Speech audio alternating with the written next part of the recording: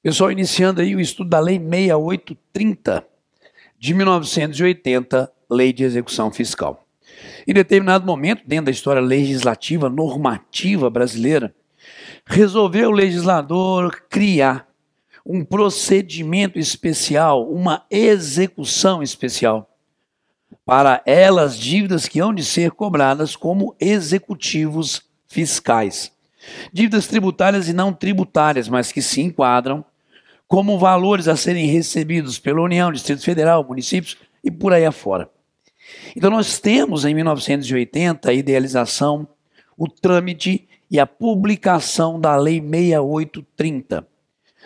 Princípio da especificidade. Ela, a Lei 6830, cria um rito especial, separado, individualizado, para o processo de execução, título executivo extrajudicial. Ali a favor daqueles entes federados, ótimo. Mas claro que ela, a Lei 6830, não traz todos os atos do procedimento executivo especial. Traz sim alguns atos, dentro desse princípio da especificidade, que se aplicará a ela a busca de valores ali devidas a favor da União, do Estado, município, Distrito Federal e por aí afora. Então, a Lei de Execução Fiscal cria alguns atos diferentes do executivo convencional, do executivo normal, regulado pelo CPC. E é por isso que a primeira notícia que a Lei 6830 nos traz é essa daqui, artigo 1º com carinho, está ali. A execução judicial para cobrança de dívida ativa. E eu estou diante de um título executivo extrajudicial da União, Estado, Distrito Federal, municípios, autarquias, será regida por essa lei. Então eu tenho, novamente, princípio da especificidade, a Lei 6830, regulando atos para uma execução judicial, a dita execução ali fiscal, e com aplicação subsidiária daquilo que na execução nós temos para ele Código de Processo Civil. Então, ela, Lei 6830, é completada pelo Código de Processo Civil e agora, então, um grande desafio, a partir do vigor do novo Código de Processo Civil, saber aí, você, operador do direito, seja colega advogado, pessoa que se prepara para concurso público, pegar os dispositivos específicos dele, Código de Processo Civil, para aplicação no Executivo Fiscal. Ok? Então, tecnicamente, o que a gente tem aqui é muito trabalho a ser feito. E um trabalho diário para você que mexe, o que quer ali, também mexer com a figura da execução fiscal. Porque se eu tenho um Código de Processo Civil, me permitam aqui, em construção, por que eu falo um Código de Processo Civil em construção? Porque todo dia nós temos posicionamento jurisprudencial, doutrinário, possíveis mudanças normativas que vão impactando esse nosso novo Código de Processo Civil, o transformando, o moldando dele diariamente. E, portanto, isso impacta naquelas situações de leis específicas que são regidas subsidiariamente pelo Código de Processo Civil, que é o caso da Lei 6830. Então, nós temos um trabalho aqui, um trabalho constante, aqui nesse nosso curso, dessa figura do estudo da Lei 6830, um desafio de trazer a vocês situações atuais e continuarmos trabalhando aqui com todo o afinco do mundo para que você tenha aí a melhor interpretação, para que você possa realmente lidar com esses dispositivos. E é interessante que é uma lei de 1980, uma lei que vem sendo, desde o seu nascedouro, bem diferente da execução prevista no Código de Processo Civil. Só um destaque antes de eu fazer aqui o trabalho no nosso material. Não havia em 1980 a possibilidade de uma execução, um processo de execução, título executivo extrajudicial, tá? Regido pelo Código de Processo Civil de 73 à época. Eu não tinha citação por correio, vem a Lei 6830, e já em 1980 falou, opa, a execução fiscal pode estar por correio, coisa que só recentemente veio para a figura do executivo regido pelo Código de Processo Civil. Então é interessante como que nas benesses, ou para as benesses do setor público, dos entes públicos, a lei sempre foi muito mais flexível. A lei sempre deu maiores, vou usar a expressão novamente, benesses, ok? A esses ali que são entes públicos do que aos demais. Eu acho que o Estado brasileiro precisa rever isso um pouquinho, mas fica para uma discussão futura, senhores, novamente. Artigo 1º, está ali. Execução judicial para cobrança de dívida desses que aqui se encontram é regida pela Lei 6830 e subsidiariamente por ele, Código de Processo Civil. E aí, então, eu trago alguns artigos correlatos do CPC. E o primeiro que eu trago aqui, nessa conversa que nós estamos tendo, é o artigo 771, percebam, o que abre, inclusive, o processo de execução no novo Código de Processo Civil para uma necessária visão, senhores. Este livro regula o procedimento da execução fundada em título extrajudicial, que é o caso da Lei 6830 da execução fiscal. E suas disposições aplicam-se também, no que couber, aos procedimentos especiais de execução. Parei aqui. Aos procedimentos especiais de execução. Procedimentos especiais de execução. Execução de alimentos, título executivo extrajudicial. Eu tenho, ok? Execução contra a fazenda pública, procedimento especial de execução, ok? Execução fiscal, Lei 6830, procedimento especial de execução. Então, entendam essa divisão que aqui nós vamos fazer. Eu tenho o processo de execução, estou pensando nela, a quantia certa. Eu tenho o processo de execução, quantia certa, regulada por ele, Código de Processo Civil. Aplicada à maioria dos créditos que se pretenda buscar perante o Poder Judiciário. E eu tenho alguns procedimentos especiais de execução. Execução contra a fazenda pública, execução de alimentos, execução fiscal. Então, o que aqui está sendo trazido, apresentado no novo Código de Processo Civil, como atos, que são atos da execução regulada pelo CPC, a aplicação subsidiária aos procedimentos especiais de execução. Então eu tenho, tanto no artigo 1º da Lei 6830, o afirmar, vamos lá no CPC pegar e aplicá-lo subsidiariamente, como eu tenho o CPC hoje dizendo para mim o quê? Vamos pegar o que temos aqui e aplicar subsidiariamente, vou para a especificidade, a ela a Lei de Execução Fiscal, por ser justamente um procedimento especial de execução. Voltamos. Então aqui a gente tem essa tratativa, ok?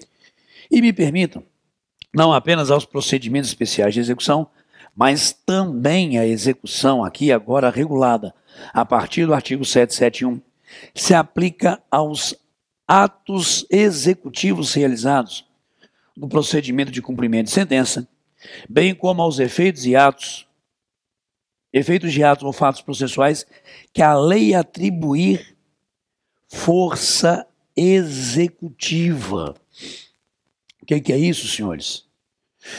É a lei dizendo que mesmo que seja num processo de conhecimento, saindo um pouquinho aqui do nosso foco, eu vou aplicar para atos e fatos processuais seus efeitos, que são efeitos executivos, o que aqui está regulado, por exemplo, tutela provisória, tutela antecipada. O efeito do ato derivado de uma tutela provisória concedida, de uma tutela antecipada concedida, tem efeito executivo, então eu vou aplicar subsidiariamente o processo de execução para esse ato, lá de tutela provisória, tutela antecipada e seus efeitos. Voltou para mim. Mas aqui apenas então somente, ok? E nós aplicamos subsidiariamente a execução. As disposições do livro 1 da parte especial. Sincretismo processual que impacta na Lei 6830. Não posso dizer da existência de um processo simplesmente puro, aonde ali todos os atos da execução regulados estão na parte específica do processo de execução. Eu tenho justamente o livro 1 da parte especial, que são ali situações muito aplicáveis ao procedimento comum. Senhores, isso tudo eu vou aplicar subsidiariamente a ela execução. E, portanto, também aplico subsidiariamente a execução fiscal. Toda a parte de forma de contagem de prazos, da prática de atos processuais, que fazem parte do livro 1 do novo Código de Processo Civil e que eu aplicarei, portanto, ao processo de execução regulado no CPC, eu também tenho que aplicá-lo à Lei 6830. Por isso que eu falei com vocês que o grande desafio desse nosso curso aqui, focado na Lei da Execução Fiscal, é apresentar não apenas ela a lei, porque isso aqui os senhores não têm com toda a facilidade do mundo, mas principalmente as interseções com o novo Código de Processo Civil, os seus efeitos práticos e a jurisprudência atual. Voltamos ao nosso material. Vamos aqui a um outro dispositivo, que aqui regulado é no CPC, mas que intimamente tem regulação para a Lei 6830. Nos diz o artigo 46, parágrafo 5º, que a execução fiscal será proposta no foro de domicílio do réu, no de sua residência ou no lugar onde for encontrado, claro.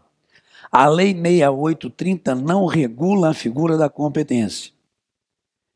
E aí, então, ele, Código de Processo Civil, ali no seu artigo 46, que nos fala da competência territorial, onde as demandas, em regra, hão de ser propostas no domicílio do réu, é o que nos diz ali o caput do artigo 46, vem agora num parágrafo 5º que não existia no velho código em comparação, e fala de forma específica sobre a execução fiscal, devendo ela ser proposta lá no domicílio, ok? Na residência, até usando uma expressão errada, do réu, do executado, trazendo aqui a devida nominação subjetiva. Então eu sempre vou botar os olhos para pensar na figura da competência para a execução fiscal. Eu sempre vou botar os olhos no executado. Voltou para mim, parágrafo 5º do artigo 46. Seja no domicílio dele, na residência dele, ou no local aonde ele for encontrado, não havendo uma primazia do, entre aspas, endereço ou local do ente público, ok? Senhores, o artigo 77, ok? Deveres das partes, seus procuradores, tudo que está no 77 merece uma atenção nossa.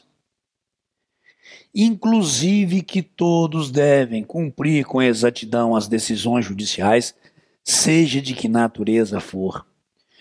Que todos devem, inclusive os executados, declinar ali os seus devidos endereços e informar modificações, sob pena de constituição de ato atentatório à dignidade da justiça. E que nós temos aqui, quando eu julgo procedente, no todo ou em parte, os embargos à execução fiscal, essa decisão, essa sentença, se sujeitar ao duplo grau de jurisdição. Percebam a aplicação subsidiária do artigo 496. Senhores, eu estou apenas, então, somente pegando alguns, tá? Há muitos, ok? Nessa caminhada que aqui nós faremos e que nós vamos aqui pontuar com todo o carinho do mundo, existem muitos, tá bom? Mas desde logo eu estou trazendo aqueles que são aqui um pouco mais próximos ou que merecem uma atenção inicial nossa. Jogou de volta. Artigo 496. Aplicável nos seus limites a ela execução fiscal. E são títulos executivos extrajudiciais, justamente a certidão ativa da Fazenda Pública desses entes aqui lançados no artigo 784, item 9, e são esses títulos cujos valores ali hão de ser buscados na execução regulada na Lei 6830. Novamente, só algumas iniciais ponderações e interseções de dispositivos do Código de Processo Civil, aqui na Lei 6830, voltamos. Decisão estrangeira, senhores. haverá homologação de decisão estrangeira.